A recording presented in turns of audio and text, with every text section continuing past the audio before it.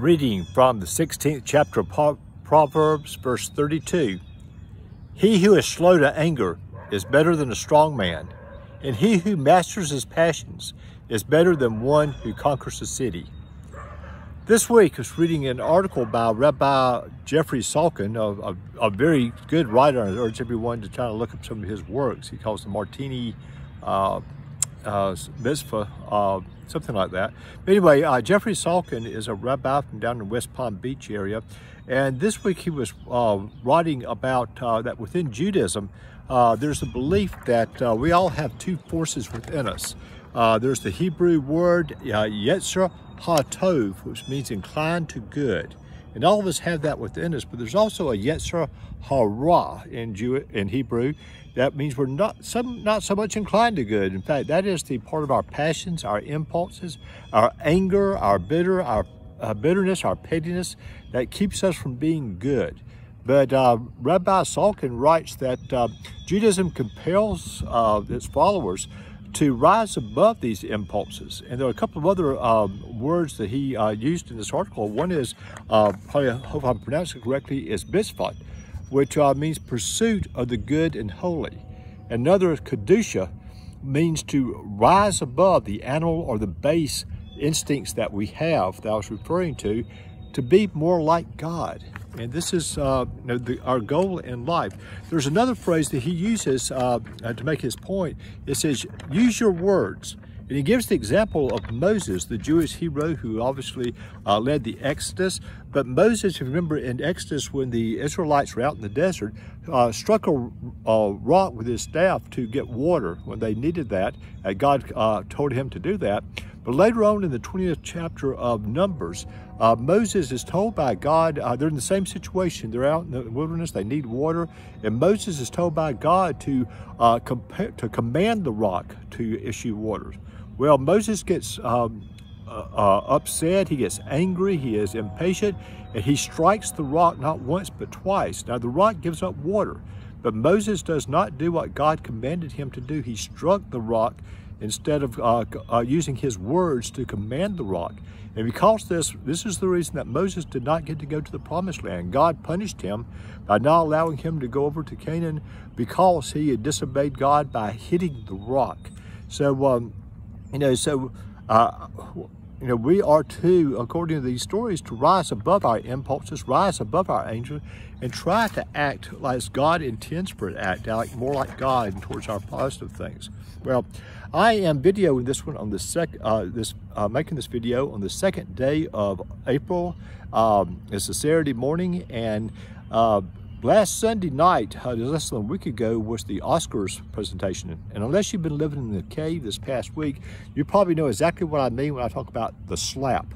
Now, the slap was very famous. It's a very sad situation, and I'm not really here so much today to talk about the slap, but if you know anything about it, that's probably going to be an Oscar moment that's going to be remembered for decades to come, and people will talk about that. It seems like everyone has an opinion about it, and every time you go to the internet, there are many articles to choose from about the slap, and I've really tried to stay away from some of those. I did not see it. To be honest with you, I'm not necessarily a fan of popular culture, and when I watched Oscars for a little bit, but to be honest with you, I don't know any of the movies, I don't know any of the nominees or even the presenters. I have no idea who they are.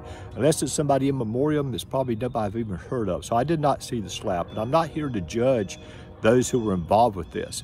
But this is Lent, and as Christians, we're compelled in Lent to learn what we can do to help us to resist temptation, including the temptation to let our anger and revenge and compulsion control us, and to keep us from acting like Christ intends for us to act.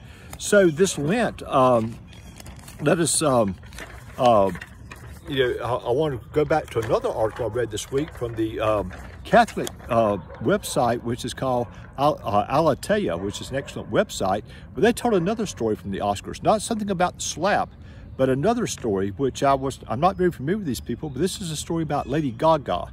And I'll be very honest with you, I know nothing about Lady Gaga. I know that she is a singer and an actress, but I cannot tell you a single song that she's ever done. I can not tell you a single movie or TV show she's ever been in. And normally when I refer to somebody in these videos, I do some research on them. But this time I intentionally did not, because I think the story about Lady Gaga speaks for itself and something we can learn from. I know that all good people sometimes do bad and all bad people can do good. But so let's just a little bit concentrate on the story. Because I think it's sufficient to this lesson. And what the story is Lady Gaga was chosen to be one of the presenters, and she and Liza Minnelli were chosen to give the award for Best Picture. Now, Liza Minnelli, I'll probably remember from Cabaret. Cabaret came out 50 years ago this year, and Liza Minnelli won Best Actress for that role and deserved it. But now Liza Minnelli is 76 years old. She suffers from encephalitis, a swelling of the brain, and because of that, she's confined to a wheelchair and has many symptoms of that are very sad. But she and Lady Gaga are apparently friends, and Lady Gaga has helped other people, including Tony Bennett, who has Alzheimer's, and she's become very good friends with Liza Minnelli. So they were going to give this award together, and Lady Gaga pushed the wheelchair for Liza Minnelli out to the stage, and the crowd applauded, and Liza Minnelli looked up for support to Lady Gaga. And when the crowd started cheering for Liza Minnelli, Lady Gaga said to her, says, "Do you see that? The public, they love you." And when they handed the envelope to Liza Minnelli to look at who the winner was, she became obviously confused. And she said, looked up to Lady Gaga and said, "I don't understand." Lady Gaga said, "I've got it." And then while they were watching the videos or films of the movies that were nominated for the best one, Lady Gaga leaned down and crouched down next to Liza Minnelli and said, "I've got you." Liza Minnelli replied, "I know."